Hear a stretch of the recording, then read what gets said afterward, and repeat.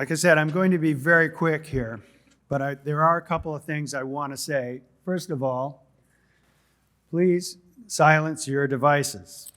I'm going to silence mine.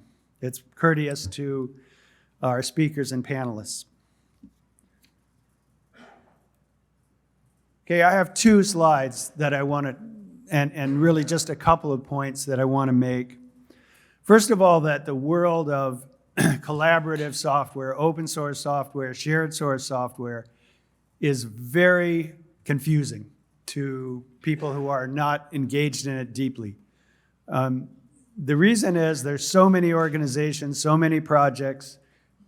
If I put every equivalent project on here, we'd have something that looked like a Pontelius painting with many, many dots you couldn't read. So there are thousands of projects, there are hundreds and hundreds of organizations. It's very confusing kind of landscape, so don't be surprised if you don't get the gist of it right away. One way I think of getting a framework for it is to say, if I'm looking at a particular dot in that constellation, what is the deliverable?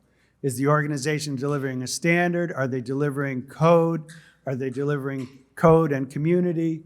Are they delivering a service or product? What is it? And that's one way to look and try to characterize the other, or the landscape, if you will. Now, in my second slide of two, I would say and posit that there are really three layers or really constellations of services that all kinds of software, industrial software especially, needs, regardless of whether it's an open source project or a proprietary project that's delivered by a supplier. So I'm making these as layers, but really they are constellations. Think of them as sets of services. And I've grouped them into three sets. The first set is governance. So governance really covers the way, the rules by which the software is developed and commercialized. In the open source world, that's done primarily through foundations, although it can be done by individuals. The second layer is really the collaborative layer, or the collaborative constellation. And that's where people really work together to develop the code itself and the applications and roadmap them. And the third layer is commercial. So in the commercial layer, we're dealing with products and not really projects. And the commercial layer is where individual IP and other services are added. So let me fill this in with some examples of the types of services. For instance, at the governance layer, everybody has a governance layer. Even if you're doing a project within a single company, take some code out and get it stolen, and you'll find out you have governance. You have licensing, you have other kinds of services like legal services. At the collaboration layer, you have things like building the core capabilities of the application, building the roadmap, managing versioning, and so forth. At the competitive layer, you have things like proprietary IP, probably a key part, project management, versioning, integration with legacy, integration with other open source or components.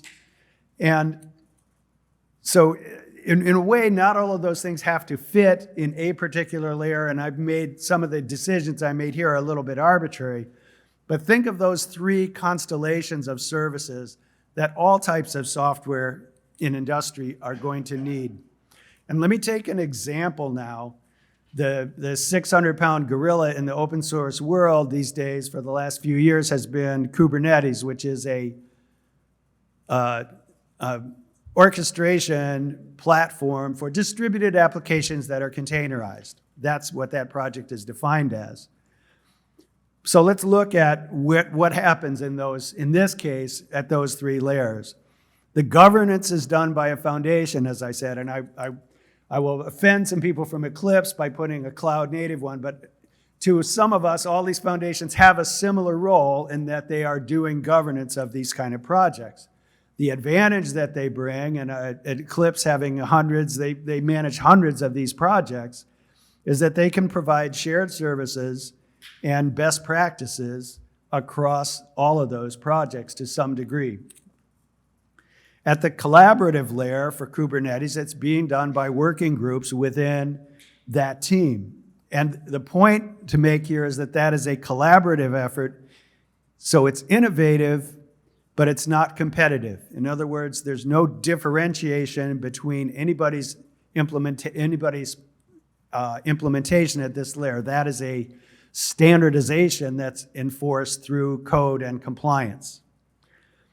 But at the competitive layer, there are all kinds of commercial products that build on and add to the open source capability. In fact, you could take off Kubernetes yourself and run it, but no one really in his right mind would try to do that in an enterprise. The value added for these kind of products, and there are dozens and dozens and dozens of them, is integration, ease of use, all kinds of other applications. So we see the VMwares, the Red Hats of the world, the IBMs of the world, and many other startups providing commercial products that people actually buy based on these open source technologies.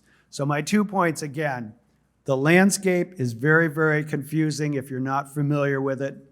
And second, there are 3 constellations of services that all software is going to need and has, and that is governance, collaboration, and commercialization. Okay, that's my pitch. Now, I'm going to turn the floor over to Alice Zoidel, who is a professor at Johannes Kepler University and one of really the founder or father of the Fortiac IE 61499 software. So Alice, please.